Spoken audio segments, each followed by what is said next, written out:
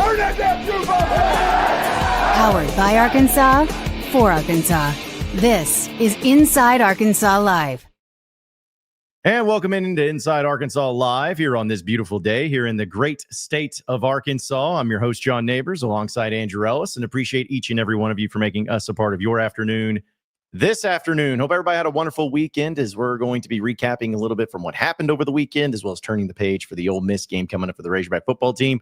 And just like every Monday, we're starting a little bit later than normal because Sam Pittman just got done meeting with the media. May not have any clips to play because the audio wasn't exactly great, but hey, we listened intently to what all was said by Pitman. So we'll get into all of that. We'll get to best and worst of the weekend. Check out the chat, as well as all that great stuff too. And also we'll give you an update on our guy Curtis, because now that's become official. But Andrew, it's good to see you once again. Happy Monday. How are the vibes here on this Monday following a Pitman press conference?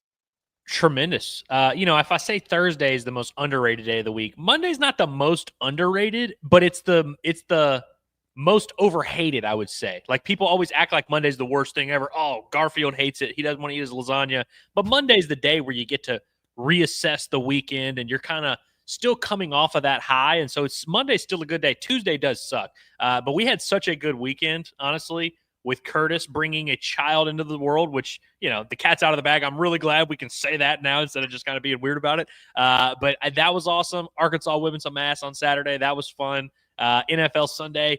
It was just a very good weekend. And so my vibes are through the roof. Despite being a little bit under the weather, I'm battling through, showing a lot of bravery because of the great weekend I had. Well, listen, we all been there. It's times are changing, just like the weather. So feel you on that. But yeah, well, if it don't get any better, it may just be me doing a live stream here, me and Cameron hanging out for the live stream. But either way, yeah, we talked all about the content and everything that happened over the weekend from Arkansas and Arkansas State. And there'll be some stuff we bring up for it, but kind of turning the page now and looking towards Ole Miss. First SEC game of the year. First true road game going to be played at 6 o'clock down there in Oxford this Saturday. And we also have some other schedule updates on everything too. But just before we get into some of the specifics, Andrew, I kind of like asking this every time on a Monday. Pittman's vibes, what stood out from the press conference today?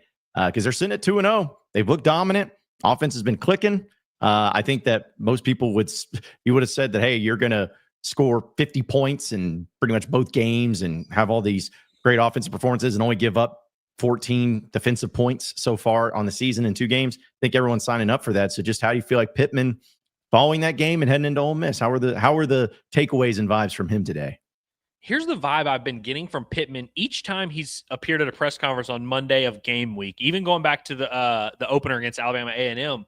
He seems pretty dialed in. Like, he seems kind of, I would say, bothered by having to be there. It's like when you're a football coach and you're in football mode and you're in game planning mode and you're in kind of doing what you got to do mode, you can tell it kind of like he's not thrilled about having to go to these press conferences. And I don't say that to say that he's like being in a bad mood or unprofessional. He's actually answering the questions pretty well.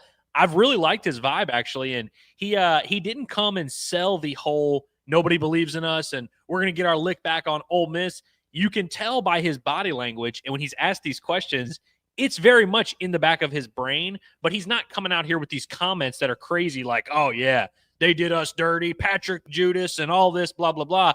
Of course, he's not going to come out and talk crap about kids that he used to coach, but you can tell by the look on his face and his body language, this means a little bit something extra to him, but he's not going to give everyone the satisfaction of saying that publicly and being like, oh, yeah, oh, man, if I win this game, that would be awesome for my, job security, and that would make everyone really believe in me. But he knows this is a big game. We all know this is a big game. And I think that the more we get closer to this game, John, I think people are going to realize the stakes are very, very high. Like we've talked about it, we kind of knew coming into the season this would be a big game regardless. Once it gets here on Saturday, I think people will fully understand by that point the stakes are very high. The Arkansas Razorbacks have a very big opportunity, and I think Sam Pittman knows that, but he also knows he has a challenge in front of him, and so I think he's very much aware of what he's walking into in Oxford. Yeah, because that was the thing of like stuff that we know. Like we know that Arkansas got their taints handed to them last year in Fayetteville. They broke records. It was embarrassing. No fans or buts about it. And Ole Miss embarrassed you from beginning to end. You could talk about running up the score. I don't care about that. You just got embarrassed. And it's not to say that was the game that changed everything, but I think that was without question the worst performance that Arkansas put forth all season long. And in being in Fayetteville and in front of a home crowd, it just wasn't great. And it was weird too, Ellis, because I felt like Pitman is honestly, truly like cool with Lane Kiffin. Like he's friends with Lane Kiffin, and they have been. And so when we were talking about the personal feeling of it, which hopefully we'll have a press conference with decent audio that we'll post on Inside Arkansas on our YouTube channel later, so you can watch it for yourself. But it was almost like I have no problem with Lane. We're cool. We're friends. It's more of the idea of Ole Miss that was really about that upset him. Because I think of all SEC teams that has had success, and I could be wrong about this, but Sam Pittman's had about as much success against Ole Miss as any team in the SEC. He's 2-3 against them. Two of those 2 wins being in convincing fashion and in some weird fashion and some historical fashion too. You could make an argument that, Arkansas could really ruin a lot of the momentum or the hope that Ole Miss fans may have this season, because they felt like they fell short a little bit last year. Maybe it should have been a playoff team, but took care of business there. But it's not the Lane Kiffin. It's not like Pittman's, I just want to beat Lane Kiffin. It's just I think it's ever encompassing of having the former players on that team, knowing that you got embarrassed by him last year, knowing all of those things. And this is something I'm just going to recklessly throw out there, Andrew, just giving it off vibes and everything. I'm wondering if there's a lot of resentment from Pitman to Ole Miss of saying, though they're a program that's just not any different from my program, but yet they're getting a bunch of money. They're getting a bunch of funding. They're getting a bunch of love. They're getting a bunch of all this stuff. And, Pitman did not give any of those things. That's just my reckless thing. If I was Pitman, I would almost have some resentment for Ole Miss and everything they stand for, because as far as the playing field goes, you feel like you should be at least even, maybe a little bit above, but because of the support, because of the funding, because of the excitement, all that stuff, I think there may be some resentment there. Yeah, I agree. And specifically with the notion that Pitman and Lane have always been very complimentary of each other. Now, it's not uncommon in college athletics for you to go to the press conference and say, yeah, I very much respect so-and-so. He's doing a great job with this program. And deep down, you really hate that person. We saw Eric Musselman could even do the song and dance here and there. But I truly do believe, I don't think Sam Pittman and Lane Kiffin have some type of personal beef with each other. They're obviously very competitive guys who are in the same conference. They compete against each other annually. They've had their back and forths before, but it's never been I don't like Lane Kiffin, and that's what's getting me out of bed in the morning. And makes no mistake, the reality of the situation is if you're an SEC football coach, or you're an SEC football player or position coach, whatever, and you need to have been whipped the year before, or need there to be some transfer portal drama in order to get you motivated for this kind of game where you have an opportunity to beat a team on the road and make a statement, be 3-0, maybe join the top 25 rankings yourself, get one step closer to achieving all your goals, getting all your pay bumps and all that. If you need to not like the head coach on the other sideline to make that be a thing. Like if you're a Hog fan and you're watching today's press conference and you're like, oh, boy, I really hope Sam Pittman goes there and tells everyone that he's ready to stick it to Lane Kiffin and he's mad at Patrick Kudus and that they stole all the calls and all this. And I get that, but it's not going to happen. And Sam Pittman, by the way, I'm sure he feels, to your point, John, I'm sure he feels some type of way about the transfer portal thing, the way things played out.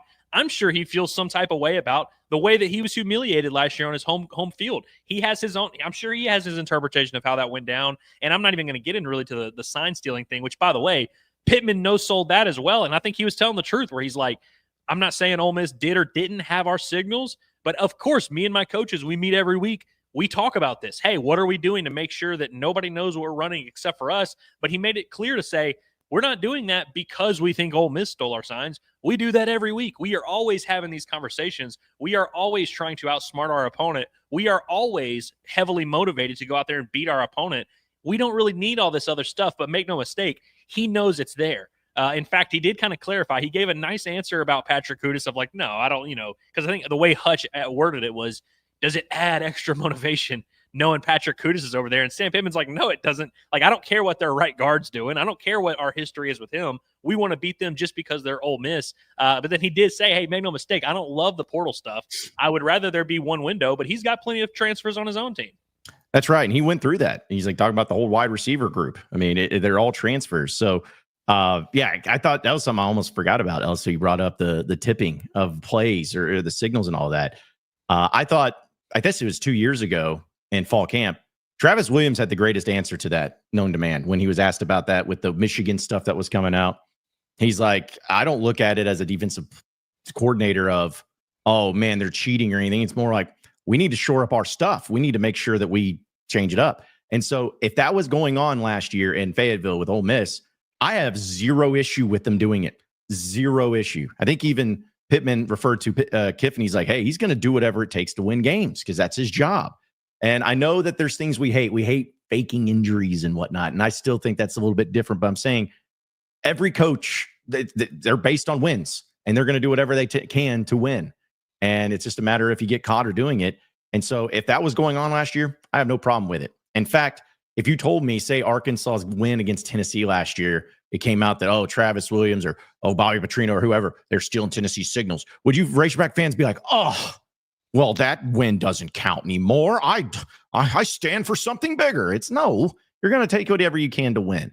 And so I think Pitman handled that the right way. Would it surprise me or you if we found out that Ole Miss knew signals last year? I mean, I don't know. It would surprise me considering their record-breaking performances. But there's motivation there, man. And I also like how you put it. This is your first SEC game. And I'm not trying to put too much pressure on because, talking about must-wins and everything. But I think in a lot of people's minds, this game against Ole Miss is like, hey, if you win this, I'm going to start. I'll speak for myself. If they win this, I'm going to start drinking the Kool-Aid. Yeah. I'm going to start saying, all right, this is a little bit different. If you lose it, it's not the end of the season and all's just going downhill, but it's definitely a damper. It's not exactly fun. But I think that this is a way, maybe in Pittman's mind, because he doesn't on social media, but he reads things. I think in his mind, he got tired of hearing about Ole Miss and tired about how they stole their players and tired about all this.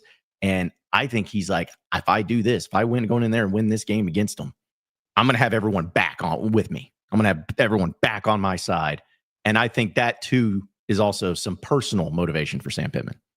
100%. And obviously it's not going to be that black and white of like, if Arkansas beats Ole Miss, hell, they could beat Ole Miss 31-3 on Saturday. There would still be some people that were like, I don't know. Is this actually a bad thing? Because maybe we're going to keep Pittman. There would still be some people who would find things to be upset about. But you're 100% right. Like, the last 2 weeks going into Alabama A&M and Arkansas State, we kept getting asked, is there anything Arkansas can do to make you really view them differently that could change the narrative of what this season could be capable of? And could it really change the lens you view this team through? Could they make you that much more confident? And we kept saying, not really, you can, obviously it'll be cool. We want you to play well. Arkansas handled those first 2 games about as well as you could for the most part. And it changed maybe a little bit. I feel 4 or 5% better, but we knew the risk would far outweigh the reward of, if you lose that game, it's way worse. And I felt like at the Arkansas State game, we kept saying there's no way we're coming out of this game with a new narrative unless Arkansas loses. And I think with this Ole Miss game, not that I'm breaking any news here, does not apply that way. Like Arkansas, I'm not saying that they can afford to lose, but it's actually a lot more to gain in this setting than there is for you to lose. If you lose, you're an 8-point underdog. We all 3 of us at Inside Arkansas picked you to lose. It's not going to change the entire narrative of your program if you lose. And I'm not saying it'll change it if you win. But, I mean, think about all the things he said in the offseason of, hey, we let these guys go. And he reiterated it today. It was for financial reasons that these guys went to Ole Miss. He just straight up said that today. And he's not wrong for saying that. He mentioned that, and then you kind of sold it as, hey, we're going to go out and get 3 players for the price of 1, and we're going to, do all that. And the 3 of us in the moment were kind of like skeptical, like, I don't know if this is going to work.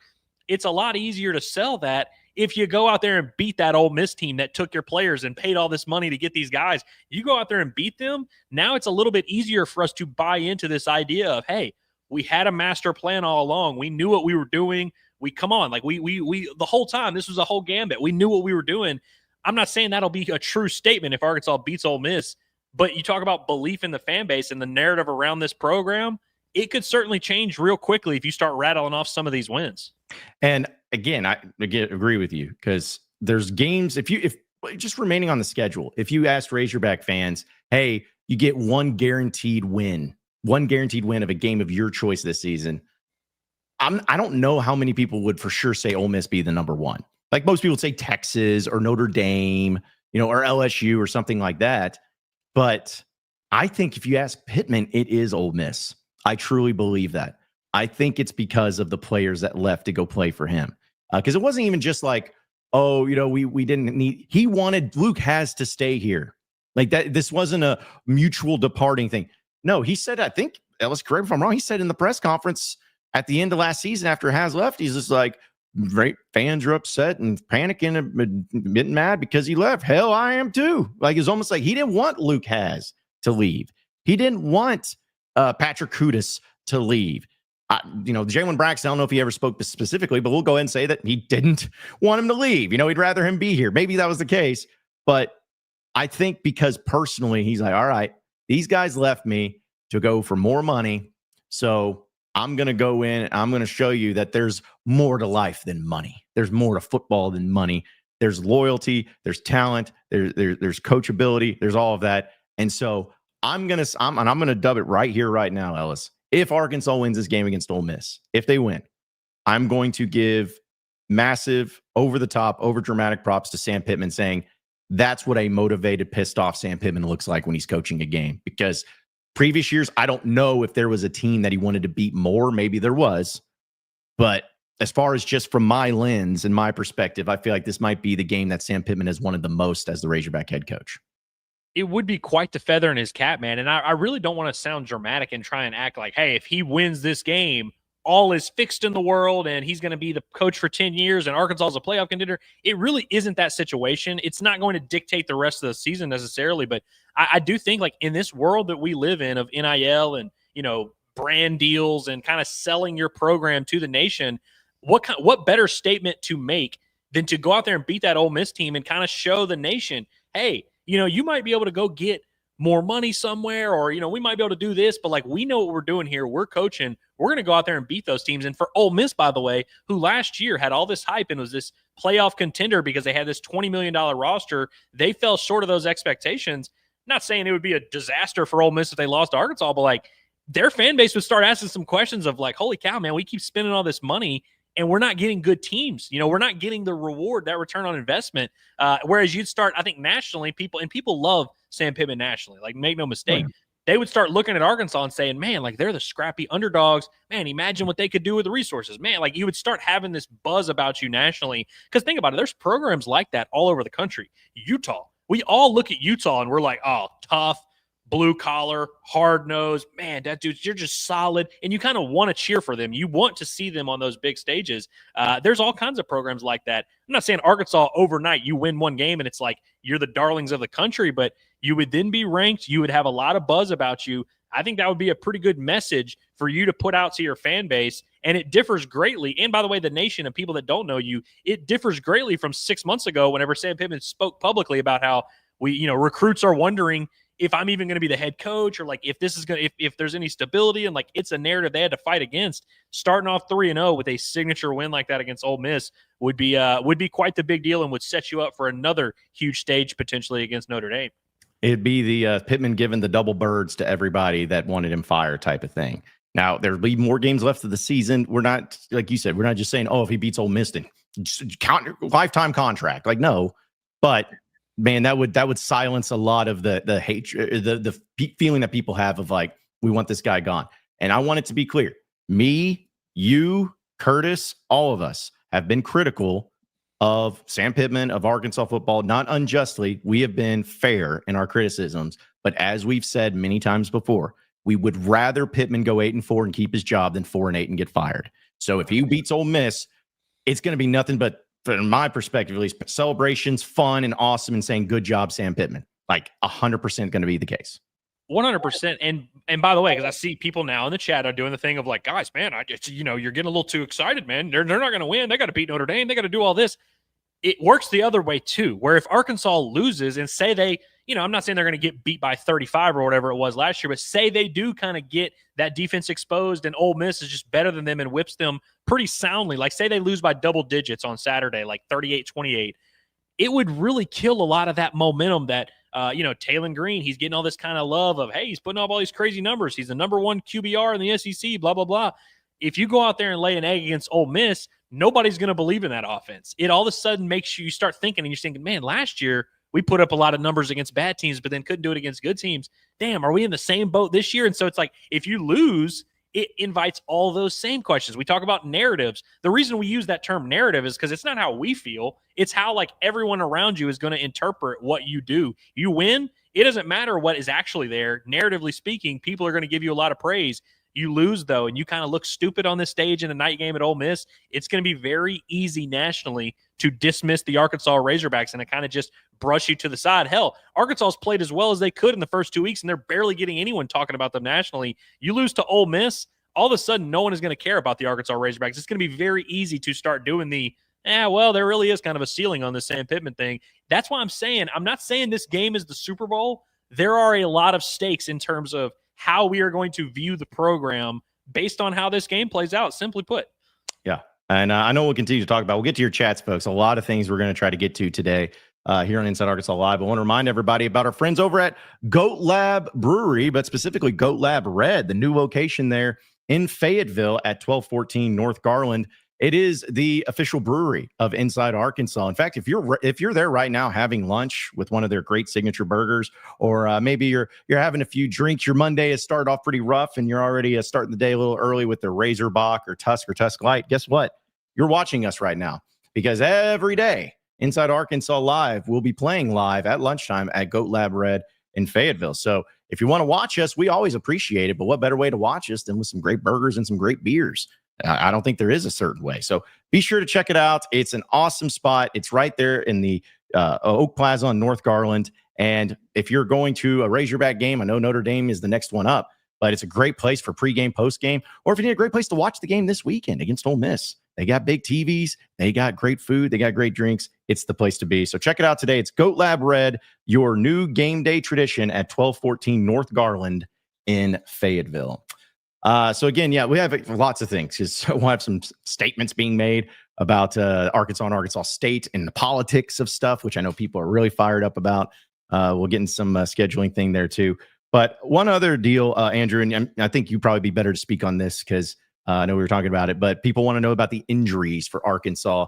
Sam Pittman was able to give a few updates, specifically Monty Harrison, David Oki, but just kind of run through it on what Sam Pittman had to say as far as who's good, who's not good, who's out for significant time. What's the situation? Well, I'll start with the good one. The good one is Philip Lee. He completely downplayed it. Was like, dude, he's fine. Like, he didn't even answer the question. He was like, Lee, yeah, he's fine. Like, he thought it was weird that the question was asked. And I know a bunch of people Saturday, our chat was blowing up with like, Philip Lee, what's going on? He seems to be perfectly fine. And by the way, Philip Lee leads the SEC in pressures, in total pressures of the quarterback. He's doing a great job. So that's an important guy for Arkansas. On that D-line, though, David Oki, we've been saying for about 3 weeks now, Pittman's been saying the game plan, the target was to get David Oki back by that Ole Miss game. That was like, even when he first got hurt, he was like, hey, we would love to get him back for Ole Miss. We're not going to have him for week 1, probably not going to have him week 2. We would love to get him back for Ole Miss. And we'll wait. We'll have to wait Wednesday when Sam Pittman does the SEC teleconference. He'll give an update on how much David Oki practiced. He made it sound like he's probably not going to practice today. And Sam Pittman also talked about the importance of practicing, which, spoiler, not a big deal. Sounds like a very simple thing, but Xavier Sori did not practice much going into that Alabama A&M game, only had the 1 tackle. Then he was a lot better this past week when he could practice. And so Pittman is very weary of, doesn't want to play David Oki if he can't practice, but he did make it clear. He was like, if he does practice at all this week, Tuesday, Wednesday, or Thursday, we'll play him. If he practices, we will play that guy. And so I feel like that's kind of a non-answer of like definitive, is he going to play? But he's at least moving closer. It's either going to be this week or next week, it seems like.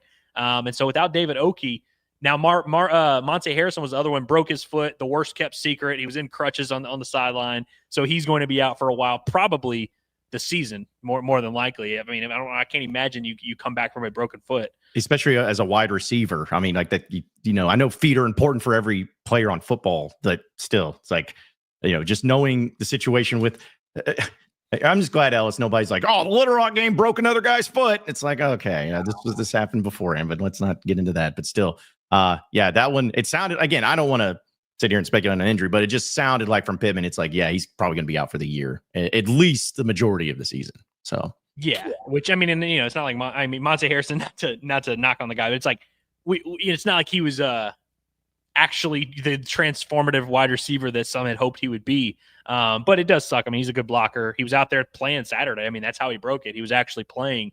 But yeah, other than David Oki, who is extremely questionable still for Saturday, and we'll see how much he's able to practice. Other than him, it doesn't sound like there's a long list on the injury report. No, which is it's a good sign, and hopefully it stays that way because we know Arkansas, man, they can't afford to lose anybody, especially on the defensive side. And not to also make light of the Monty Harrison thing. I'm like, man, if there was a position that you could afford to lose a little bit of depth at, it's the wide receiver. Like it's the wide receiver spot because we've seen obviously guys stepping up a little bit there too. But either way, it's looking good on that front for Arkansas heading into it. And again, we'll have some guests out this week too, talking a little Arkansas and Ole Miss. I know Dudley Dawson is going to be joined by a few recruiting people because apparently there's some battlegrounds going on for Arkansas and Ole Miss on the recruiting side of things for this weekend too. So be sure to be on the lookout for Inside Arkansas Recruiting Podcast with Dudley. As he's also joining us tomorrow. Can't wait to get that and talk with him a little bit about everything going on as well. But yeah, so you had that also, Ellis. Hey, look, another 11 a.m. game. Arkansas and Memphis being played at 11 a.m. on either ABC or ESPN or ESPN2. I made the joke. I don't know what the record is, but man, you're going to be flirting with as far as 11 a.m. games in a single season. You haven't had one yet, but obviously the Memphis game's 11 a.m. Notre Dame game's at 11 a.m. You have the Auburn game at 11 a.m. You have the LSU game at 11 a.m. I don't know if maybe I'm missing another one or a possibility, but still, it's a lot of 11 a.m. games. And the thing that's the worst about it, Ellis, is they're not even crappy games. It's not like, oh, you're playing Alabama A&M at 11. No, it's like these are actually some of your better games that you're having to play at 11 a.m. So that just sucks. It does suck. And so now, everybody better enjoy this night game this week, being on prime time, having to be dark during your game, because now you're going to have back-to-back, or is it, I don't know about the Tennessee game's afternoon, right? Or do we not know yet? It's in a flex spot as of right now. Gotcha. But it's not going to be 11 a.m., right? Well, let me double check because it's no, it will not be. The only other games that are options for 11 a.m. are the ones that are 100% at 11 a.m. Like all the other ones are either 2:30 or at nighttime. So, but still, even with the Tennessee game not being 11 a.m., 3 of your next 4 games, right? Because that Auburn, or no, because A&M's between then too. They're Correct. The 25th. Yeah. So, okay. You really just have 2 in a row, and then you get a little bit of a mini break, but then you're right back to it. Yeah, that's not ideal. I just wish that, and at least this isn't in Razorback Stadium. Like, I really want Razorback Stadium to get a night game just so we can feel what that's like. But yeah, Liberty Bowl. I don't know if Arkansas's, I guess that 2015 Liberty Bowl was during the day. Yeah. I feel like the Liberty Bowl the last couple of years has been nighttime. Yeah, that's right. I didn't even think about that. But yeah, that 2015, because it was like daylight outside still. I don't know if it was at 11 a.m., but it was definitely early for that game. But yeah, it's going to be at 11. And here's my thing, I guess, more so than anything, it's not just the time, because obviously it's not home game, 11 a.m. Home games are the only ones that matter. Like, I don't give a rip if the road game against LSU is at 11 a.m. In fact, I may even like that a little bit more. But when it comes to home games, a little bit more. But this one, I think it's more of just like if you're a fan in Little Rock or Central Arkansas or whatever that's making the easy trip, it's a lot harder to get there early, and it'll give you time to get back. But I think a lot of people would rather, go up early, have lunch at Rendezvous or whatever, do a little pregame tailgating, and then go to the game, than have to wake up at the butt crack of dawn, go in and go to the game, and then eat a late dinner at 3:00. And I don't know. Again, it's not like it's the end of the world, but it's still just like, dadgummit, man, 11 a.m. It's also tough news for our pregame show, which has been world renowned. We had great numbers on the pregame show. Appreciate everybody who tuned into that. Yeah. Make sure when they move to 11 a.m., you're still ready to lock in and be live with us. Which, shout out to, if you're live with us on Monday at 1 p.m., you can probably do Saturday at 9 a.m. But yeah, we got to make sure our pregame shows still get their love with all these 11 a.m. kickoffs. Yeah, which I think it will. Listen, it's people are going to be up and around and checking it out. So yeah, we do appreciate that. 9 a.m. every Saturday.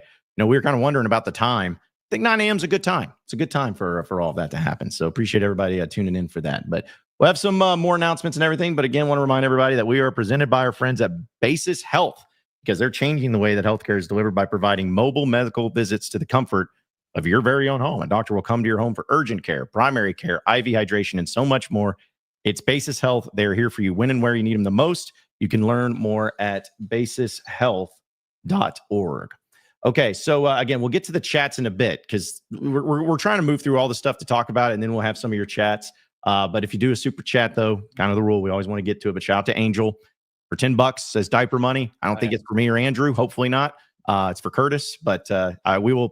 I'm sure he's watching right now and not paying attention to his child whatsoever. So he's probably very appreciative of it. But thank you, Angel. We appreciate it. Yeah, we are not yet at the point where we need diaper money. No, not yet. Give us about 30 or 40 years, and I'll probably need some of that here soon. But either way, but appreciate the super chat. Other things to talk about as well, Andrew. I know we're turning the page. We're on to Ole Miss, all of that. However, we got to talk about it. As the governor of the great state of Arkansas, Sarah Huckabee Sanders, has put out a statement / or whatever you want to call it. But here it is. I'll read it very quickly. This is addressed to the University of Arkansas and Arkansas State University Board of Trustees. It says, "Dear trustees, this week marked a historic moment for our state, the city of Little Rock, and War Memorial Stadium as we hosted the first ever meeting between the Razorbacks and the Red Wolves on the football field. This special and long overdue occasion united the University of Arkansas and Arkansas State in a way that I don't even care about that. As governor, a native of Little Rock, and a lifelong football fan, I am calling on you to make this historic matchup an annual event at War Memorial Stadium in the heart of our state. Generations of Arkansans have come to the stadium to cheer on the teams and witness some of the great moments in Arkansas sports history, but never before a game like this. Now is the time to change that. I urge you to work together to secure the tradition for the people of Arkansas. If I may be of any assistance in this effort, please do not hesitate to call me. Sincerely, Sarah Huckabee Sanders, the governor of Arkansas." So I had a feeling, Ellis, that something like this was going to happen. Here's my thought on it real quick. This is politics. She can't do anything about this. I fully believe it. I know people are going to be like, what? The governor can't do it? The governor decides. I'm telling you, it's not like she can step in. Like we talked about the SEC saying that they can't play games anymore. The governor's not going to override the SEC, because if anything got to that point, you know what the SEC would do? All right, well, Sarah, if you don't back off, we're going to kick Arkansas out of the SEC. I don't think they would do that, but I'm just saying they have that power, and you think what that would do. But this is politics 101. It's simply just trying to get, everybody on the side and the votes and everything like that. It was a great game, great atmosphere and all that, but it's not going to happen. It's just, again, it's more about the politics than the actual sports side of things anyways. Before I say anything, I want to make it clear. I am not even attempting to rehash the great stadium debate that we did all last week and that we've been doing for years here. I'm not even going to assert, have that conversation. But I do think that one of the things that I think I pride myself on, and I think we as a company, as a show, we pride ourselves on, is we judge against the overreactions. We try to tell people you don't have to be all the way one way or all the way the other. There's room for nuance in between, and we have to be able, as a society, to come together and meet and find a balance there. And this is just goes against everything that I just said. Like, I feel like this is the one extreme or the other, and it's like, I don't know why it always has to be this way. Like, I felt like after this weekend, John, call me crazy, I felt like everyone kind of like, we didn't say it out loud, but we all came to a mutual understanding that Saturday was cool. It was the best crowd at War Memorial in God knows how long, at least a decade. It's been a while. You'd have to go back a long time to find a better War Memorial crowd. And they've played SEC teams in War Memorial in the last decade. Like, they played Ole Miss there in a night game. And I feel like that atmosphere seemed a little bit better than that. It was a great thing. We all had our fun. We all laughed at the viral videos of the people slamming each other's heads into the doors and stuff, like all these funny videos that came from it. But we all kind of came to an understanding that, like, that was a cool send-off. And that was, we're all good. And I'm not saying that people were going to give up and not want the Little Rock game, but this really wasn't we weren't going to come on the show today, John, and talk about it and be like, all right, so thoughts? Are we doing the Little Rock thing? Like, and by the way, I've been saying they don't need to be doing this. Last week on the show, we even talked about it. Would they ever play in War Memorial again? And me and Curtis were both like, yeah, they're probably going to play there at some point, whether it's a one-off game, whether it's a spring game, whether it's just a thing here, they will probably do it. And we're kind of open to that. Why does it always have to be you play here every year until you die, or we demolish the stadium? It's like, what the heck? Like, I don't understand what has to be that way. And what is Arkansas's obsession with getting into these long-term contracts? Like, I don't know why. Again, like, if Arkansas wants to play at War Memorial, I'm not even really going to push that far against it. But why does it have to be an annual, every year thing? Right as you're about to enter an era where you have 3 non-conference games, one of which has to be a Power 4 game. So one you don't really have that much control over. And then now you're going to make one every year try and beat Arkansas State, which basically handicaps that. So then you'd really only have one game you get to choose from. And by the way, that Power 4 game, 50-50 chance it's going to be on your campus. You're basically limiting yourself to one non-conference home game by joining this agreement. And I think that's crazy. And it's like why it's like, I don't think Arkansas should ever get into another long-term agreement of like, we're going to play here every year. I mean, think about how awesome that stadium was in Arlington. I mean, I remember in 2009, John, going to that A&M game and being like, holy cow, this AT&T Stadium in Arlington is unbelievable. And then even after a decade of that, we all agreed, hey, maybe we don't need to play here every single year. Maybe we don't need to go out of our way to, not play games at our home stadium. And that's for Arlington, like one of the coolest stadiums in the entire country. We definitely do not need a firm gun to your head, you have to play here every year agreement. That is not the solution to this whole debate at all. And I don't know why. I don't know whose advice she took or who got in her ear and was like, this will be cool. This will be funny. People are going to love this. And I want to give the fan base credit because even people on either side of the debate have looked at this and been like, this is stupid. We are not doing this. Yeah. I want to, maybe I'll speak for her. She has to know that this is an impossibility. And that's why it's not a demand. It's an urge, because then she can say, hey, I tried on my end. I tried to make this happen. And there's going to be people maybe on the east side of the state or northeast side of the state that are going to be big on that. Or maybe the people there in Little Rock that are going to be big on that. So like, those are the things that I feel like are obvious. And it's like reopening a wound. Like I was talking to some people last night about the game, and I'm like, okay, yeah, now we can just move on. Thankfully, it's over with. It's done with. We can move on. We're done with the whole debates. It got put in its place. Let's move on. And then this just reopens it. I'm like, dad gummit, like just let everyone move on. It's like an ex-girlfriend that you just keep bringing up time and time again. And it's like, you got to move on at some point, man. You just got to move on. And anytime that you bring it up, all it does is this doesn't cause any positive things. Like, this is not helping anybody. This is not helping Arkansas. This is not helping Arkansas State. This is not helping anybody. And even Sam Pittman today in his press conference was asked about it, Andrew. And I guess he had a comment before the press conference officially started about, no, I'm no politician. But yeah, he was asked about it, and he kind of took the, in a way, a very political stance of, I'll do whatever the athletic director and the governor want me to do. And it's like, that's great. But we all know you don't want this, Pitman. Anybody that truly wants this, like, I need to hear logical, reasonable, like, answers, because there is not a single thing that you can tell me that'll convince me that the positives outweigh the negatives in this for the University of Arkansas. A-State, yeah, it probably helps them out a lot. It probably helps out War Memorial Stadium. It helps out the city of Little Rock. It helps out all these things. But if you're the University of Arkansas and the Razorback football program, how does it help you? I don't see anything. Even if there are some positives, I don't see anything that outweighs the negatives in this whole situation. Just don't see it. I agree with that wholeheartedly. And like I was saying earlier, like that, we've seen this play out with cooler venues. Like, we've seen this play out multiple times. Like, if there's one thing the University of Arkansas should have learned by now, is that even if it's a cool venue and even if the game you're doing is good, it's really not in your best interest to handicap yourself from a scheduling standpoint and kind of force what you're able to do. And it's kind of like, John, if you maybe you and I, so let's say we go out on the town and we maybe meet up with a buddy that we never really hang out with that much. And maybe it's our first time ever going out, and we tear up the town and it's awesome. And it's like, oh, wow, this cool thing just kind of happened. And, it was the stars aligned and we had a great night. It wouldn't be as cool if that same buddy was like, all right, so every Thursday night at 8 p.m.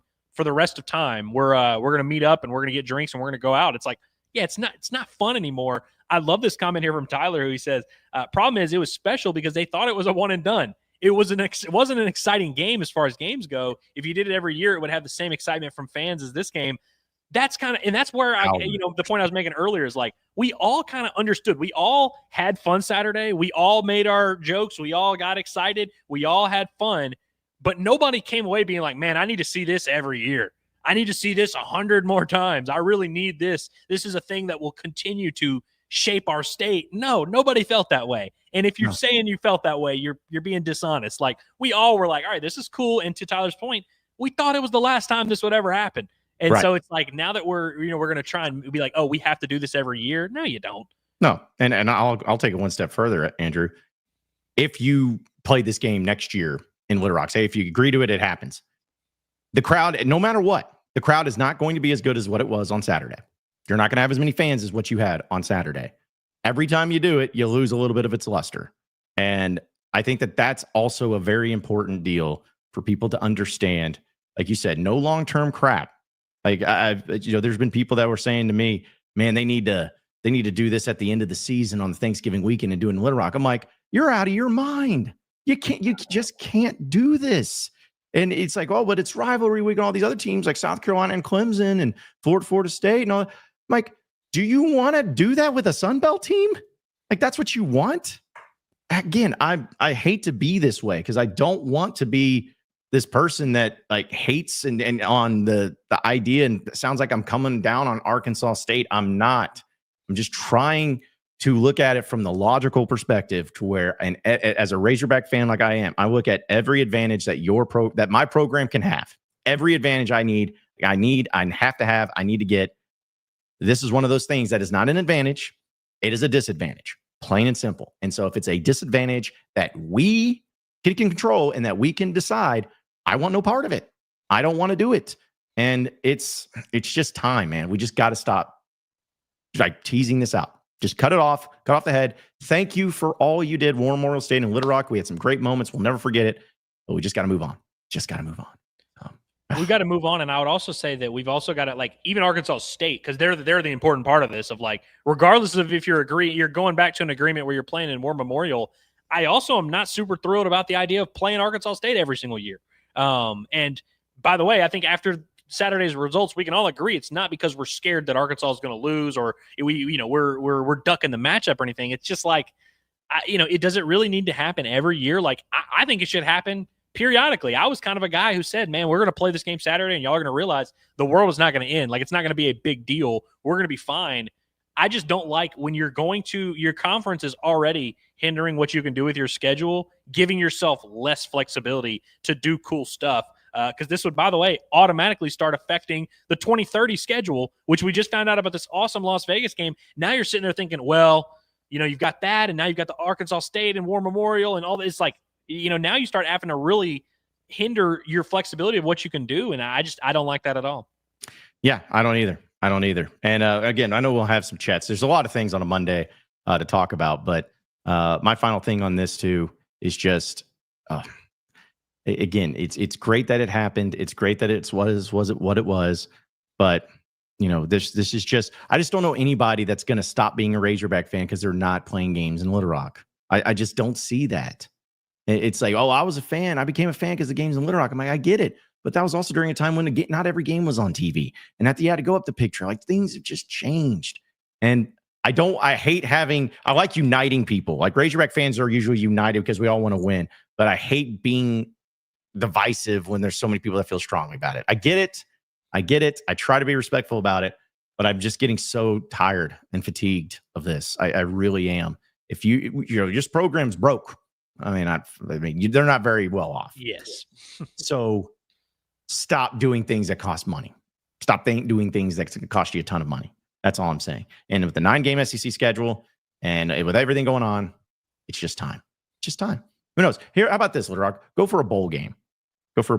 Or how about this? I will fully agree to play a game in Little Rock if somebody, I don't know who, forks over $500 million, because that's about what it would take to upgrade that stadium, put internet in there, which would be nice, to upgrade the facilities, to upgrade the surrounding area of it, to make it worthwhile for the teams to play in it financially. Like, if you want to do that, all right, 500 mil, let's do it. Dillard's or Warren Stevens, whoever, 500 mil, let's do it. But besides that, it's over. It's done with. We got to move on. It's just time to move on. And I just never would have dreamed, Ellis, that this would be a thing. And it's also this game too. Like, Arkansas basketball plays in Little Rock every year. Arkansas baseball plays in Little Rock every year. I know it's different because there are more games and all that.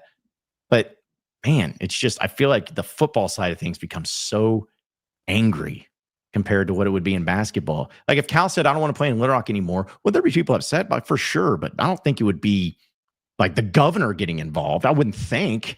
that they're saying, listen, I urge all of you. Like, I just wouldn't see that happening, but maybe I'm wrong. Do you also think that Arkansas State fans, because they, by the way, they were a part of this equation, desperately wanting to play Arkansas for years, for decades. Do you think that's still going to be a thing? I'm not saying that they're going to they get whipped one time and they're like, all right, now we never want to see you again. But do you think they will be less enthusiastic about pushing the envelope here? Because I would say that their insistence on eventually doing this is a big part of why they played Saturday. Yeah. I mean, I think that's part of it, because I don't know how many fans were there, Ellis, for Arkansas State, but there was more than 10,000. I'll say that. There were more than 10,000 Arkansas State fans there.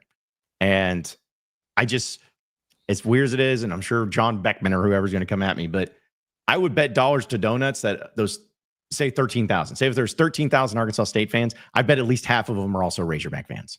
It's just like you support both. So it's a complicated situation that doesn't need to be. Let's just move on, get it done, and we'll see how it goes. But still, it's going to be discussed. I know it is, and we'll get to your chats on all of that and try to make sense out of it all, because it is pretty complicated. But want to remind everybody here on the show, though, that we're presented by our friends over at OZK Insurance.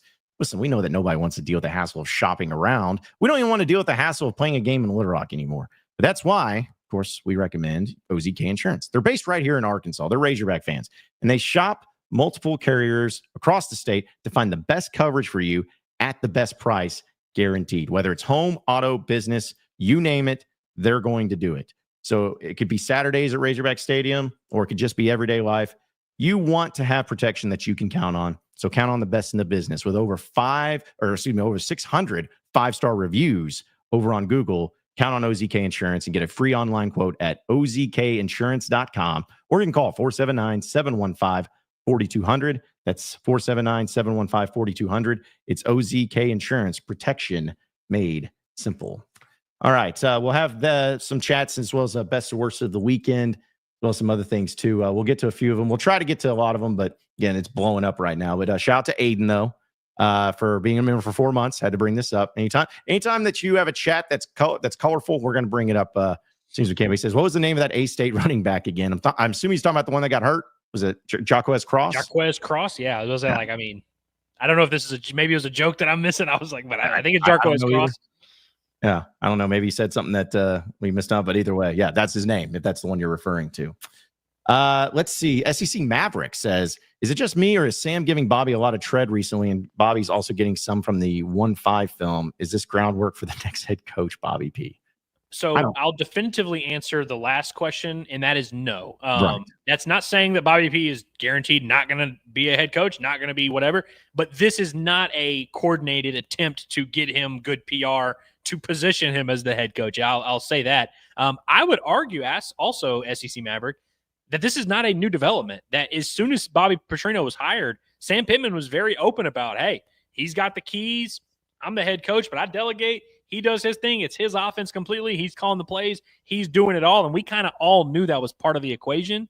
And I would say that last year, marketing-wise, the U of A hyped up Bobby more than they hyped up Sam Pittman for the most part. I feel like that's kind of been going on for 2 years. I mean, Hog fans and Bobby Petrino, that's a love affair that is decades in the making. And I mean, that's kind of always been a thing. Yeah, it absolutely has. You said it best. Like, yeah, there's no chance that happens. And as far as from the 1-5 film, let me tell you something, which, again, great film if you haven't had a chance to watch it. But talking with my friend Tara Talmadge and some others, I'll say this. It took, for this sit-down interview in that documentary, it took over a year to get Bobby to do it. Not because he did refuse to do it. It's just Bobby doesn't do those things. So I don't think it would be something like, hey, coach, we're trying to get you to, be the next head coach. And be like, we'll get around to it here in the next year. It's like, I don't think it's that intricate. It's not that serious for him. By the way, John, we got an updated statement from Aiden Watson. He was referring to last week when Beckman, he was talking about Corey Rucker, the receiver, when Beckman kept being like, you're going to learn his name, Corey Rucker. We learned his name whenever we booked him in the prison of Kenai Walker. He was locked up, man. Yeah, dude. He got put in the gulag is what happened. We know his name from the paperwork we had to fill out to literally, do the prisoner input stuff. Yeah, exactly. Shout out to Dalton Holyfield for becoming a new YouTube member. Appreciate you, Dalton. Thank you so much, man. distant cousin of Evander. That would be pretty cool if he actually was. Yeah. Yeah. Sorry, I was thinking of the lyrics of what's the song with Dr. Dre and Snoop Dogg when he's like the real deal Holyfield. That's the kind of thing that's first popped up for me. But no, that's Evander's a good one too. Let's see. Ryan says, man, it's very hard to not get excited after playing two not very good defenses. I just want to think we handle Ole Miss, but I know that just will not happen. I really just want consistency in the SEC.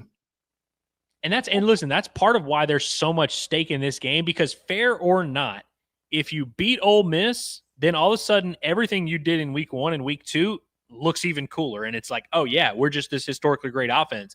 If you lose to Ole Miss, and it doesn't matter, even if your offense plays well, you lose to Ole Miss, you automatically dismiss all of the stats you want to throw out from weeks 1 and 2 of, oh man, Talon, he's on pace for this. You lose to Ole Miss, nobody's hearing any of that. Like just the reality of it. And that's not necessarily fair, but that's why I think there's just so much, narratively speaking, it's going to be so easy to continue talking yourself in if they win. But if you lose, it pretty much ruins all the momentum you built.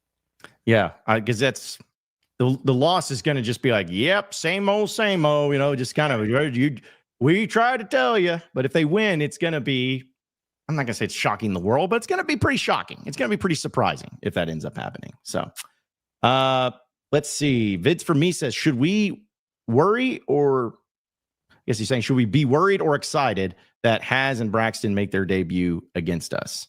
Well, I thought Braxton, I'm not saying he's injured, but I know that he's been on him and Haz both have been on the injury reports. I'm sure we'll know about their official status this week and if they're playing. But no, I mean, not any more than anybody. Because here's the deal, it's like, it's not basketball where if a guy has the ball in his hands, somebody like Kayvon Allen can go out and just destroy you with the ball in his hands. It's like, okay, you're talking about Jalen Braxton. He's one defensive back, Yeah. It's like, so what's he going to do? He's going to tackle harder when he gets it's just, I don't see it that way. I'm sure they'll be motivated too, because it's always about, having some sort of personal vendetta, or some people try to put it in that mindset, but I don't have no worries though, as far as facing them. I'm with you that like their impact goes as far as, Ole Miss has a tight end to maybe dump the ball down to. And, you have one of your guys who Braxton was going to start at corner for them, but it was not going well for him in those scrimmages, according to all the Ole Miss reporters saying it wasn't going well. And so, Braxton, by the way, also didn't play all of last season for the most part. I mean, he played like 5 quarters or whatever. So it's like, I think the idea that he would come into this game and be a complete game changer. I'm not saying he can't. I don't necessarily buy that with how little he's been able to practice and play over the last 2 years. And then Haz, I think Haz is a great player. Like I thought if he could have been healthy, it would have been fun to see like what that could have looked like if they would have really done stuff with him. And we'll see if Ole Miss does, but another guy that hasn't practiced a ton. I mean, he's just now coming back from injury. I can't imagine they're going to like completely dominate this game. And I don't think I don't think there's a huge chip on your shoulder type of thing going on here. No, I don't think so either. Woo Pig Warrior. Yeah, people with these AI cartoon avatars, man, they're getting out of hand. Either way, he says, my question is, if Arkansas is 4-0 and Notre Dame is 3-1, would College Game Day finally come to Fayetteville? I know Bama plays Georgia that week, and Game Day seems to always want to go to that game. Here's the deal. If that's the case, and I think it's better now that Bama suffered that major loss. If Georgia and Bama were both undefeated, it would be a surefire thing they're getting Game Day. And they may still. But if that scenario plays out, sure. Why not? Maybe. But I've said that before about certain games, and it's never played out that way. So, few other games you have going on that day. A&M and Auburn play, which who knows how that's going to go. I mean, and I guess if Notre Dame's 3-1, that means they beat A&M. So that A&M would lose a little bit of luster, and then who knows with Auburn. But yeah, I think Alabama, Georgia is going to be a tough one. Ole Miss, LSU's also that day. Now, if Arkansas is 4-0, that means they beat Ole Miss, so maybe Ole Miss wouldn't have that. But there would be some options. I think it would be worthwhile. I mean, Notre Dame is a very big brand, very big program. I just feel like they would probably still go to Alabama, Georgia. But I have no idea. I haven't looked at the whole – you'd have to see the other – schedules and see like do they have another opportunity to go to Alabama or another opportunity to go to Georgia, but we shall see. But historically speaking, I don't think they're itching to go to Fayetteville. Well, and I could be wrong, Ellis, but don't they decide that before even Arkansas would be 4-0 or 3-1? Like, don't they do that the week before? Or like sometimes they do it. It varies. Sometimes, a lot of times they'll announce it like that Saturday night, 7 days before. They'll kind of announce it. And so if Arkansas beats Ole Miss, they'll be 3-0, potentially ranked going into that Memphis week. They'll play Memphis at 11 a.m. We would know by 3 p.m. that day if Arkansas is a candidate for game day, and then the announcement will probably come in the next 12 hours. Gotcha. Okay. Yeah. So again, it's tough to keep up with the timing of everything for TV and television and scheduling and all that stuff as it is. So Tyler also was talking about, I guess you already brought that up. Yeah. So also Ryan says Ole Miss quarterback is too young, makes too many rookie mistakes. In defense, he can give us a full game. I really think we can win by 2 scores. Listen, I'm not going to sit here and say, oh, the guy sucks, but he definitely did not look very impressive against Kentucky. So, just based off what you saw, he didn't look great. He didn't look like Jackson Dart or Matt Corral, but it's still a Lane Kiffin offense, and he's perfectly capable of making big plays. So I don't think that just because of him not looking great suddenly equates to Arkansas being able to be dominant. Yeah, he's definitely going to be like a boomer bust guy, but like make no mistake, like he's left-handed, big arm, like big body, like he's going to be able to make some plays, but he is very much capable of doing some stupid stuff. I mean, he pretty much spotted Kentucky 10 points. He threw an interception that set up a short touchdown drive and then immediately throws another interception. I don't even know if they got a first down on that second drive, but still got the 3 points because of the field goal. But I do also think there's something to the fact that he's faced a good SEC defense, which maybe Arkansas is a better defense than Kentucky. I don't think that's probably not the case. In fact, I'll go ahead and confidently say that's not the case. Arkansas does have a better offense than Kentucky, no doubt.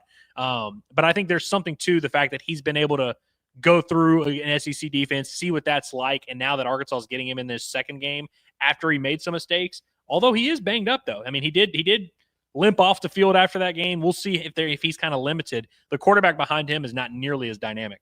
No, not at all.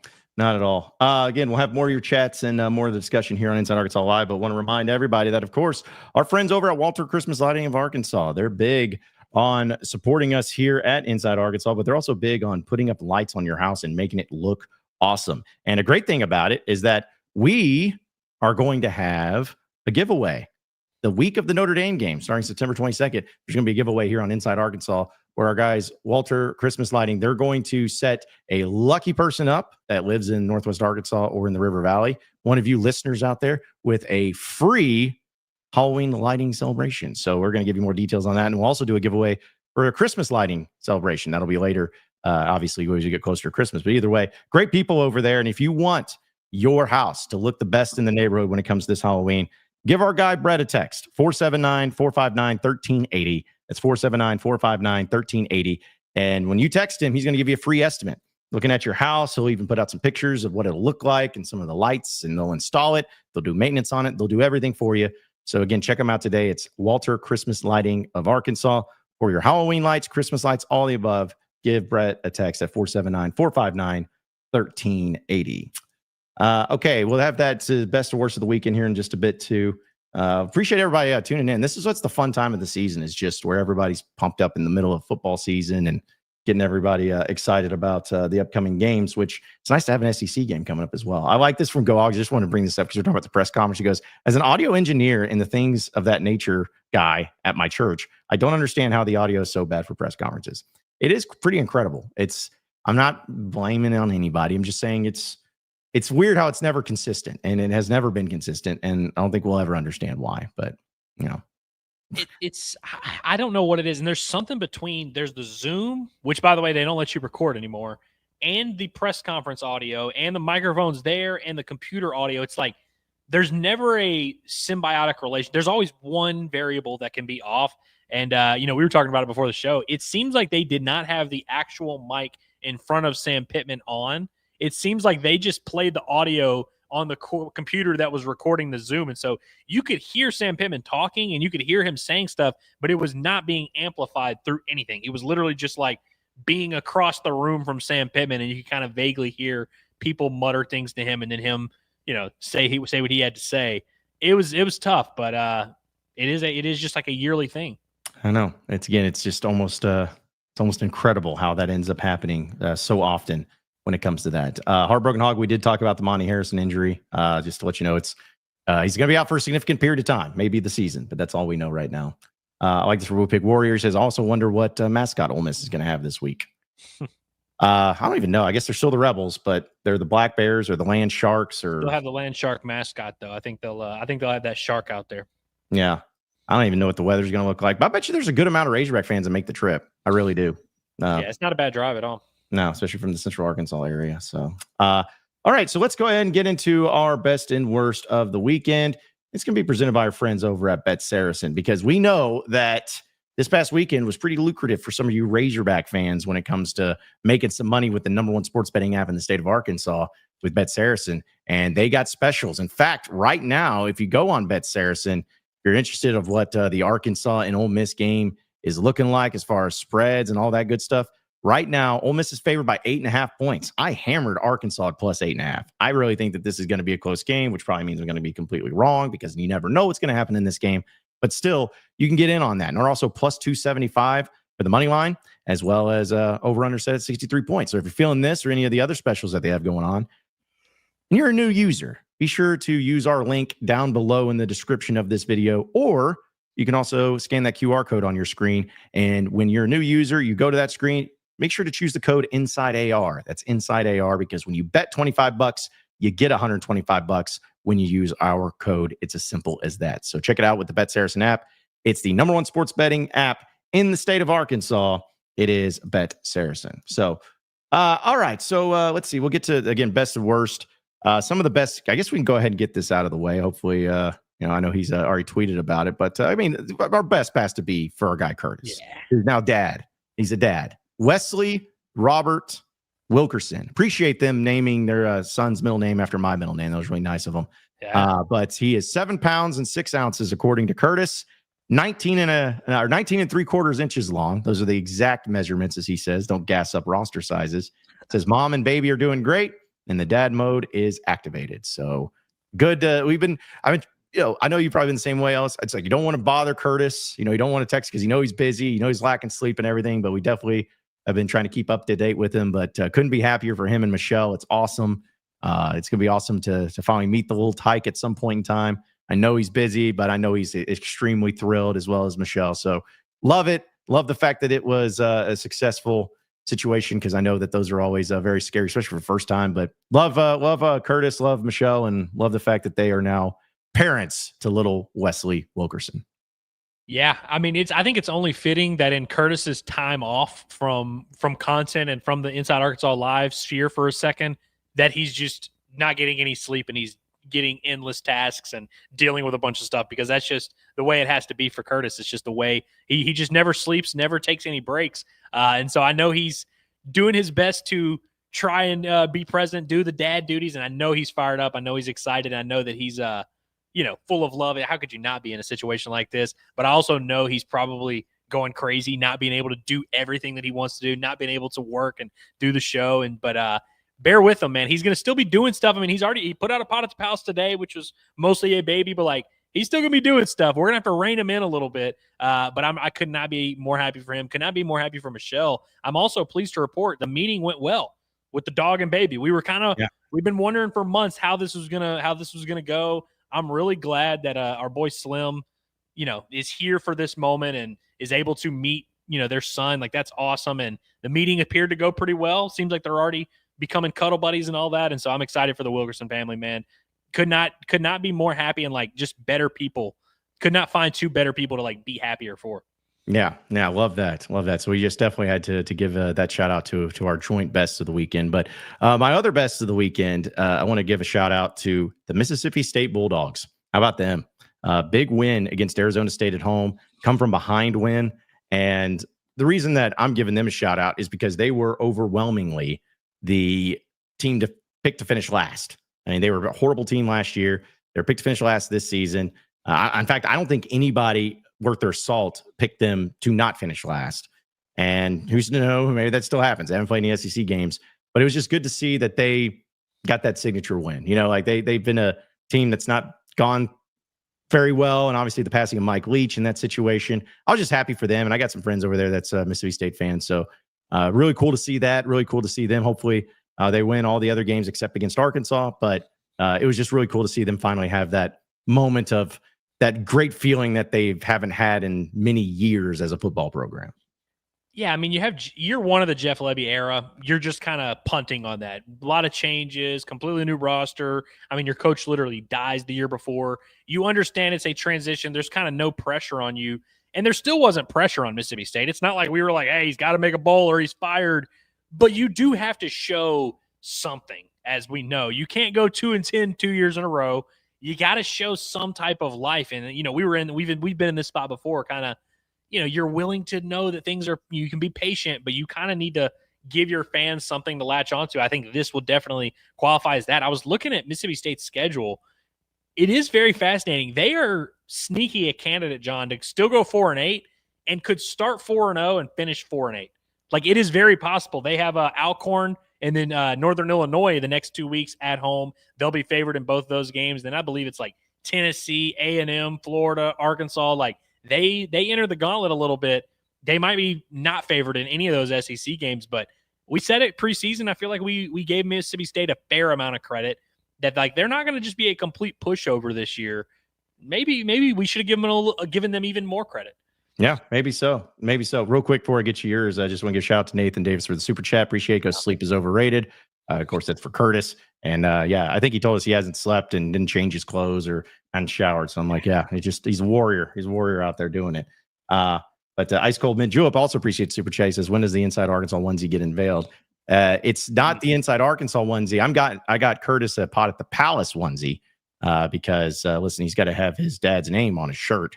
So, but who knows? Maybe if that's a hot commodity, maybe we'll get into the game of Inside Arkansas onesies. I don't know how popular those would be, but you know, maybe one day. So, but we'll keep you updated, Ice Cold Mint Julep, just in case. Yeah, I like that. What a way to raise the child up, you know? Yeah, seriously. So what's your best of the weekend? So I've got a lot. I've got a long list, man. It was a long, loaded weekend. You know, in the summer, John, it's so funny how in the summer, our best and worst of the weekend would be like, I saw a nickel on the side of the road and picked it up. That's my best of the weekend. And like we were struggling to find things. I've got a whole list, man. So I'm going to start, of course, with my Diamond Hogs, with the Arkansas Razorbacks on the baseball field. If you missed, we did a bombastic recap yesterday of the first two scrimmages of the fall practice, and some of those guys have stood out. If you don't want to listen to all that, which you should, because if you don't, you don't really want to know ball. I'm gonna cut right to the chase, though, for the fans that just want to know one name of who's the cool guy that we all should know about, that we all should fall in love with. And I think it's easy. It's Damian Ruiz, the Lamar transfer, who had an awesome year at Lamar. I mean, kind of came out of nowhere, wasn't on everyone's radar coming into the year because he really didn't do much at his previous school, Houston Christian, and then just overnight turns into one of the best hitters in the country, hit 388, on base percentage over 500, had a ton of doubles. He's very Charles Davalani. Now they're different players. They look different. They have similar, but not the same skill sets. I mean, one's a righty, one's a lefty, but it's the same type of vibe of a guy that just doesn't strike out. He's very aggressive at the plate. First, second pitch, he's probably jumping on it and putting it in play. Will work his walks as well when he really needs to. Has more power than people realize. I think Damian Ruiz is going to be the hog that everyone falls in love with. I feel like every offseason there's one guy where it's like Brent Iredale was this last year, where it's just very obvious from day one, okay, this guy is going to be in the lineup every day. No debate about it. This guy's good. Damian Ruiz is that guy. Wanted to give some shout-outs, though, to some college football teams. South Florida. We were all over on the show. I love South Florida. I thought they were awesome against Boise State. A little bit of a trap, though, walking into Florida because everyone was kind of had this one circled. Florida might be in trouble, man. They end up losing that one in the swamp, 18-16 to South Florida. But I wanted to give South Florida the love because I think people view this from the Florida sucks lens, but also South Florida's awesome. That's a really well-coached team, great defense. Was happy for those guys. And shout out to all the big spread Power 4 teams that struggled this weekend. A&M, again, kind of didn't look great against a bad opponent. Georgia struggled against Austin Peay. LSU barely sneaks by Louisiana Tech. Texas didn't look great. Clemson had to come back from down 16-0. Like, I thought it was a cool trap week of week 2. And of course, I wanted to give a shout out to Vanderbilt, another bet that I was all over. If anyone listens to the show, you know I declared a retirement bet for Vanderbilt over 4.5 wins this year. Now they still got some work to do. Don't get me wrong, but I feel a lot better about it after seeing them whip up on Virginia Tech, which I knew was going to happen. Yeah, I'll kind of throw one other one in there too that I meant to bring up was my best of the weekend is Braylon Russell because he won me money. Like Yeah, that was nice. It was perfect. Nice little special there with Bet Saracen, but appreciate them coming through in the clutch there. Also, another best. I want to throw this out. People mark the tape, but I'm going to give a shout out to Missouri fans because Missouri beat Kansas. I don't know if anyone saw this, but this was pretty great. You know those kicks that they do, Ellis, at games? You know, get a student or somebody out there to kick a field goal for money and all that. Well, it's kind of hard to see, so you may have to squint a little bit, but this was the video of a Missouri fan who was about to kick a field goal, I think it's 40 some odd yards for a chance to win big money. This is what he chose to do instead. As he's lining up, he just kicks it towards the Kansas sidelines because he wanted to try to hit him. And he lifts up his shirt, and his shirt says FKU. Well, it says another word than FKU. But I'm like, this kid did not care about the win. He just hated Kansas so much that he wanted to kick the ball towards their sideline and then lift up his shirt. I respect the move, and honestly, that might be the most SEC thing that Missouri's ever done since joining the conference. So I respect him for it. Yeah, that was pompous. That was arrogant. That was unsportsmanlike, and that is everything that we value here in the Southeastern Conference. So I'm with you. I kind of love that move. Yeah, I do too. Worst of the weekend for me. I didn't pull up the video, but I saw people reacting to that fight that happened at War Memorial in the tailgating lot, and it was pretty good. It's a lot going on there, but here's the deal. It's like my worst is not that. My worst is the overreaction that people have. Just be like, oh my gosh, it's just Little Rock classic. I was like, okay, I'm going to defend Little Rock here. That's tailgating in general. That's every play. Like, go on Old Row or Barstool every college football Saturday, and then guaranteed there's a video of some school somewhere they're tailgating that's just fights, whether it's fraternity bros or it's just some drunk dudes with tattoos on their arms. It's just part of it. It's not anything specific. And those that are freaking out about it, like, yeah, it's not good. You don't want to see fights break out. You don't want to see people getting their head smashed into a door. But it's like, to act like this is just the one, it's just so shameful. It's part of it, man. In fact, I meant to say this, Andrew, when I was walking to War Memorial, as soon as I hit the old golf course or whatever, I'm walking through, I see somebody that listens to us, so I was waving to him, and I hear commotion on my other ear. It's like 5 steps into the place, and I look over and I just see people like, hey, back up, guys, back up. There's a fight about to break. I'm like, woo pig, but it's just, I think that's something that gets so overblown, and it's not anything about Little Rock or about tailgate. It's the way it is. So my worst of the weekend was just people acting like that was some sort of referendum on War Memorial in Little Rock. It's like, honestly, no, you're not having a good enough tailgate. At least one fight doesn't break out across the board. So yeah, it definitely is a thing that happens pretty consistently at War Memorial, but it was funny to see people clutching their pearls as to wow, how could they do this? I even saw someone that was like, that's never happened in Northwest Arkansas. I'm like, what do you mean it's never happened in Northwest Arkansas? Like, I've watched it with my own eyes. I've been in the fights. I've thrown some bows myself. It's like, that happens at every college campus. Like you said, I've seen that happen at Miami, Florida, LSU, Alabama. I've seen, literally people have been killed on SEC campuses. And that's not to make light of the situation. That's to just say that this does happen literally everywhere. But no, those videos were hilarious. It was cool to see them go viral. By the way, before I go on to my worst, did we give Isaac Tesla his props for his unbelievable first career touchdown, first target, first reception, first touchdown, first game, first everything? Maybe the coolest first career touchdown ever. Yeah, that was great. I wish we could play the video, but we would just get sniped by the NFL. But yeah, if you haven't watched it, it was awesome. And again, it's just, that's another thing. It should be the worst too. It's just like every time he does something great, people just like, see, Arkansas didn't know what to do with them. Like, stop. Just let him be great there in the NFL. And I'm loving it, man. Like, he's living his dream, dude. That guy is up there at the Detroit Lions, the team he grew up loving. And as a rookie, he's out there making highlights and getting one-handed catches. So I love Isaac Tesla. He was one of the few that came on my podcast when he first committed to Arkansas. Really humble guy, always just grinded, rooting for him like crazy. But yeah, that was pretty awesome. Yeah. Now on to my worst. Okay. And I have a long list for this one as well because there's just a lot going on. A lot of good things happening, but a lot of bad things. Missouri Missouri looked great. I got to be honest with you. Their offense, I got to be honest. I think it's a Ewing theory thing here with Brady Cook, where it's not that he was a bad quarterback. I think he had some great success at Missouri. I feel like they're better without him. Like, I think he actually kind of held them back a little bit. I know Eli Drinkwitz wanted him to make love to his daughter and all this weird stuff, and he's a great man of character and all that. I think there were some physical limitations there, and he was also hurt for like his entire career. And so it was like, oh, what a warrior. He's playing through the injury. Yeah, can you stand and run, and can you throw? Like, can you do all these things? I think this new quarterback they got, Perubala or whatever, from Penn State, I was a hater. That kid's electric. Like, he's actually dangerous. He's one of the more dangerous quarterbacks in the SEC. Their offense is more dynamic than it's looked in recent years. Their defense is still very sus. Shout out to Kansas, by the way, who I still think is good. Like, I bet Kansas. I lost money on Kansas. It was a brutal beat, actually, John. I mean, it was back and forth all game. Missouri gets up, then Kansas storms and gets up. Then Missouri goes, and it was literally a one-possession game the entire game. Like, betting plus 5.5 in that, I made the right bet. And then in the last 2 minutes, Missouri rattles off 2 quick touchdowns. All of a sudden, they win 42-31 when it was 31-28 with like 4 minutes left.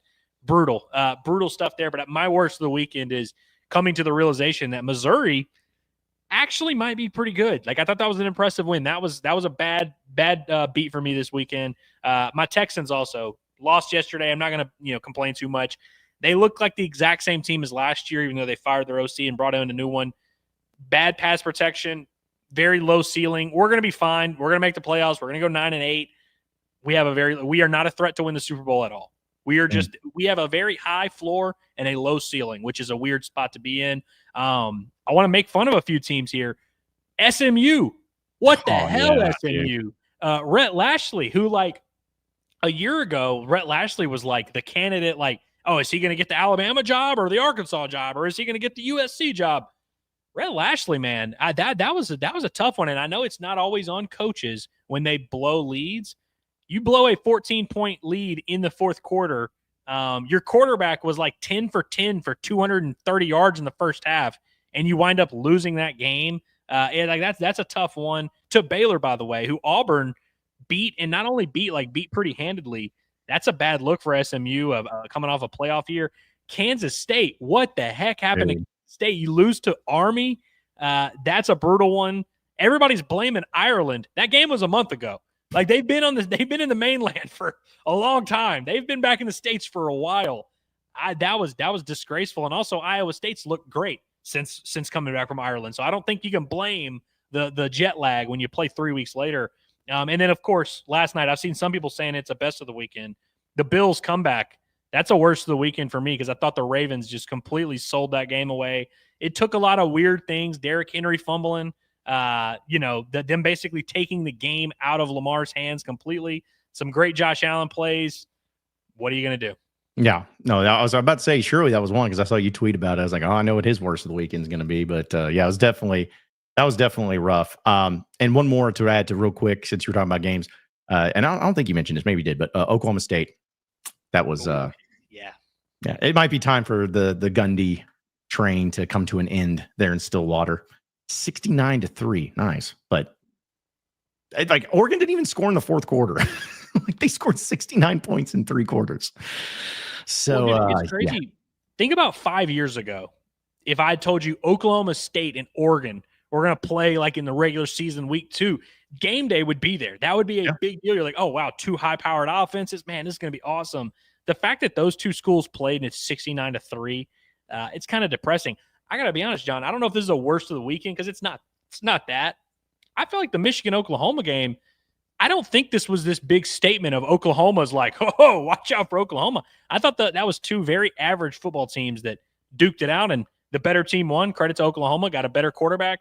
I didn't think either team looked good. I thought that was another one where Michigan-Oklahoma, that should be the game of the year. That should be this awesome event. I thought it was just kind of a lackluster, mediocre football game. No, I'm so glad you said that because I could not agree more. Like that, everyone that was talking about, I think even we discussed it maybe going into the game where I'm like, Michigan's not, this isn't the Jim Harbaugh Michigan team. Like, it wasn't last year and it's not this year. I think they just get their, love because it's Michigan.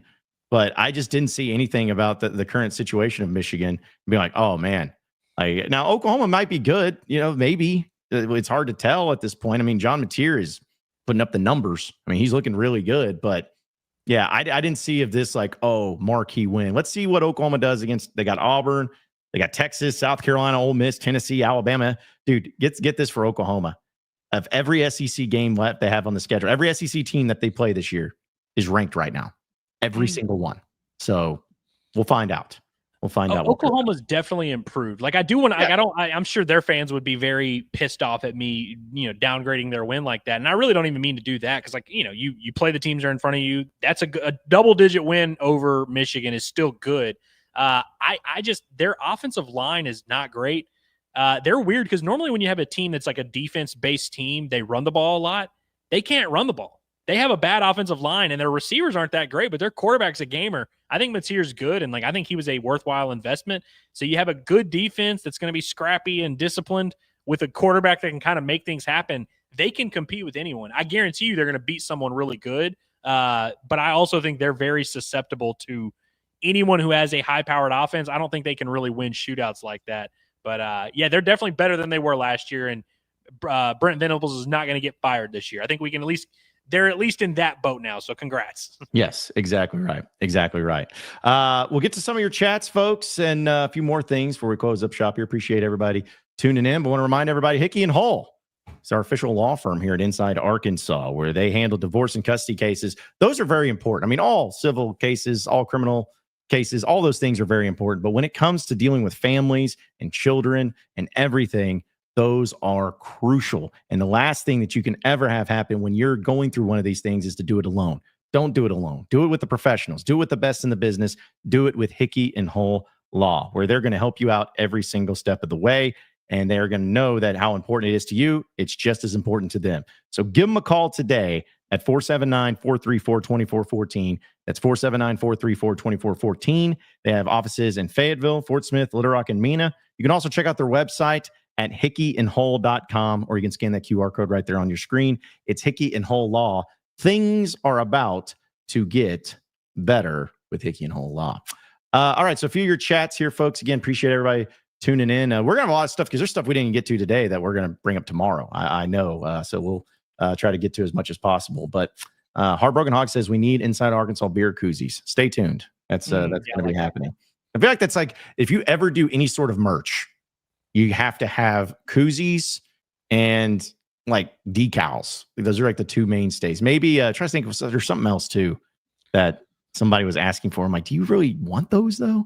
Like, what's the keychains? That wasn't what they said, but that is one. I'm like, does people still do keychains? Like, is that still a thing?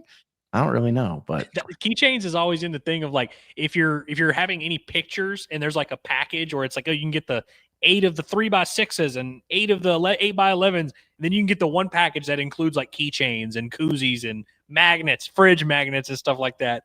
I feel like that's where keychains are. Yeah, I mean, I got koozies. I'm a collector of koozies, even though I never use koozies. So it's just, it's just the gold standard. But stay tuned. We'll let you know about all those things too. Because every time someone's bought a shirt, which shout out to I believe is who it just escaped me. The person who gave us that super chat for the post game show. Solo. No. I remember for sure when that was Kelku. I think. Does that sound right? Yeah, Kelku. Kelku's in the chat. Okay, so that I'm not going to out their names, but they ordered a couple of t-shirts and I sent them some of our Inside Arkansas stickers there too. So, but we're gonna have some new merch. Yeah, to get the bombastic shirt going on.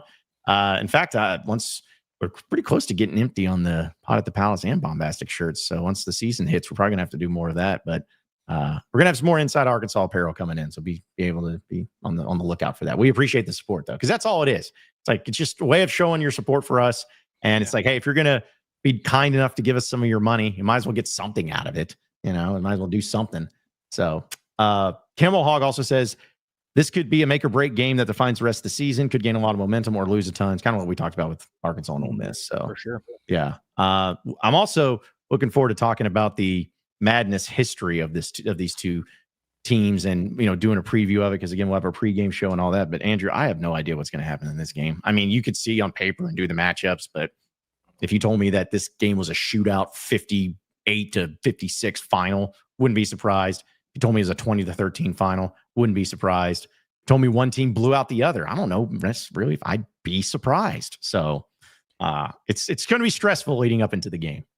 I mean, we're in that time of year also where the sample size is still so small. And in a 12-game season, it's always a small sample size, but it's like where we don't even know what the context is. Whereas like when it becomes November and you're 8-3 versus, 4-8 or whatever, it's like you kind of know, all right, hey, this team's good here, this team's bad here, this is the matchup.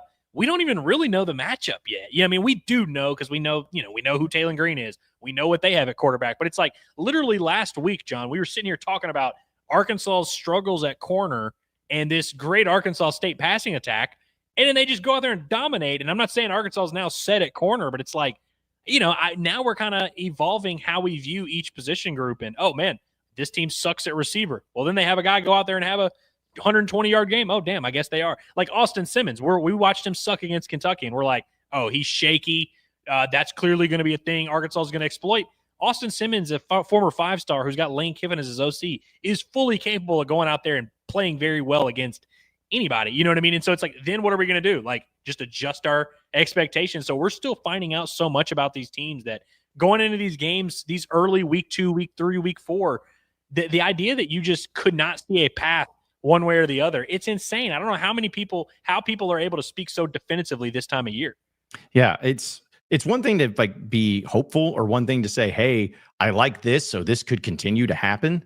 But I'm not going to sit here and think that Arkansas is going to score 45 points a game just because that's why they looked in the first 2 games. There's just not reality.